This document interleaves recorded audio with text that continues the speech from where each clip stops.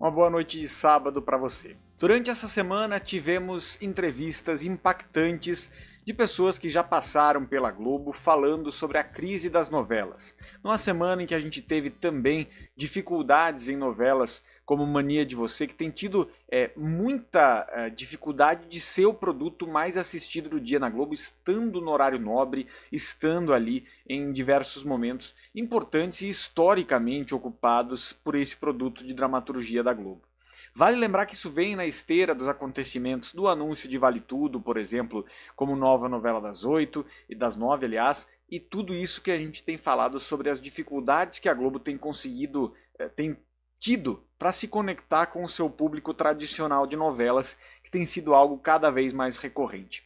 O Daniel Castro fez uma entrevista com Newton Canito nessa semana, em que ele fala sobre a questão em que Newton Canito, né, que é cineasta, tem 50 anos e falou sobre a sua participação na Globo. Ele teve por lá trazendo algumas participações em Joia Rara e também Cidade dos Homens, né, de 2002 a 2018, em Joia Rara também. Nessa novela das 6 trabalhou com a Manuela Dias, que hoje faz Mania de Você, e ele trouxe diversas críticas com relação a isso. Ele usa aqui vários termos também falando sobre as políticas identitárias de uma forma geral, se declara uma pessoa mais à esquerda do espectro político, mas traz afirmações fortes a respeito de como o produto novela se transformou em algo que está muito longe de buscar o entretenimento pura e simplesmente, né? E a entrevista do Newton Canito, ela é muito forte em vários aspectos. Ele traz muito essa questão do quanto o vilão às vezes é humanizado para passar o pensamento do próprio autor e não criar-se ali uma polêmica ao redor do que aquele vilão faz e trazer posições antagônicas com motivações de cada um, justamente para poder fazer com que haja essa percepção do público e o público possa fazer esse julgamento. E o Newton, ele fala muito sobre essa ideia de humanização que a Manuela Dias propôs para a Odete Roitman, de uma forma geral. Ele fala o seguinte: hoje as novelas ficam passando princípio moral o tempo todo, né? Nesse sentido. Temos aqui diversas características, né? E ele acusa a cúpula da Globo de se render a algumas pautas identitárias como uma forma de tirar a liberdade autoral dos artistas. Esse ex-autor, né, que foi colaborador em alguns momentos, citou. Mas eu acho que assim, a opinião do Newton, ela tem base em algumas coisas que a gente tem visto de outras figuras que por ali passaram também e que trazem consigo uma visão semelhante por outros vieses, por outros aspectos também. Por que eu digo isso? Porque é claro que a novela no Brasil, ela teve desde sempre um papel social muito grande também, de conscientização social de uma forma geral. É um produto de massa, é um produto massivo de toda forma. Mas, de novo, eu acho que o princípio de toda novela é o entretenimento.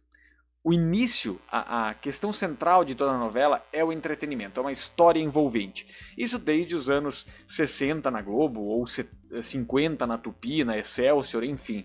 Em diversas emissoras, a gente tem a novela como um produto de entretenimento, que é aquele momento em que a pessoa vai ali sentar e acompanhar uma história que vai emocionar, que vai divertir, que vai fazer pensar na terceira posição, talvez, desses elementos. E o que parece é que hoje a Globo tem tentado muito trazer esse princípio moral dos vilões e tudo mais em diversos momentos da trama, em vários momentos de diversas novelas nesse sentido.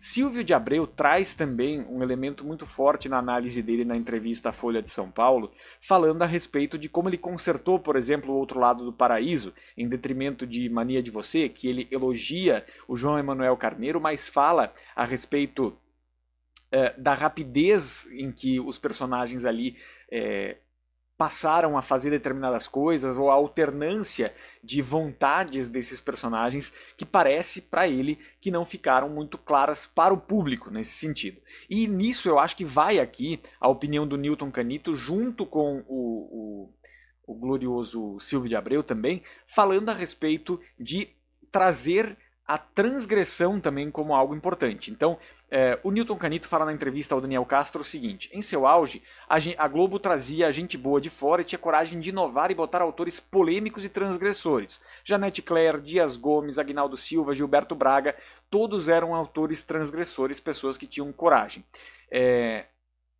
A empresa ficou muito grande, ficou uma bolha corporativa, começa a fazer plano de carreira e vai botando os mais bem disciplinados. Então a Globo acabou colocando os autores que são mais bonzinhos nesse sentido, disse o Newton Canito. Com relação a isso, eu não quero entrar tanto no mérito da questão de governança ou esse tipo de coisa, mas me parece que falta um pouco dessa transgressão de fato. Eu acho que a gente tinha ali autores transgressores em vários aspectos, e autores transgressores, o que a gente quer dizer? Que eram autores politicamente incorretos, talvez em parte, mas em outra parte também faziam aquele papel social de trazer para a novela, de uma maneira que o público de massa acolhesse algo para se pensar, né? Quando a gente fala isso, acho que tem outros paralelos que a gente precisa traçar para corroborar com esse pensamento de que as novelas da Globo enfrentam uma crise justamente por não terem histórias envolventes, histórias muito boas, histórias que façam o público se conectar. Por quê? Os doramas, as novelas coreanas, né, bombam entre os jovens. Tem um público jovem muito fiel. Força de Mulher é uma novela que a Record está vendo uma audiência que não via há bastante tempo. E é uma novela centrada no drama, que tem pouco alívio cômico. Uma novela centrada no drama do dia a dia, na conexão do dia a dia. Volta por Cima começa a dar certo nesse horário das 7 justamente por isso. Porque é muito conectada com a questão do dia a dia das pessoas, com a questão do dia a dia de grande parte da população, de uma forma geral. Então, as novelas que dão certo, elas geralmente partem de um princípio de uma boa história, de um bom conflito, de personagens que sejam reais, que sejam muito próximos do real, né, em vários aspectos. Ou se for introduzir um realismo fantástico, como Dias Gomes e Aguinaldo Silva muito fizeram, que ele corrobore com essa realidade criada pelo autor, né. Agora, quando a gente vê essa questão, que é muito forte nesse sentido, há essa dificuldade de fazer histórias que reflitam também outras realidades, né?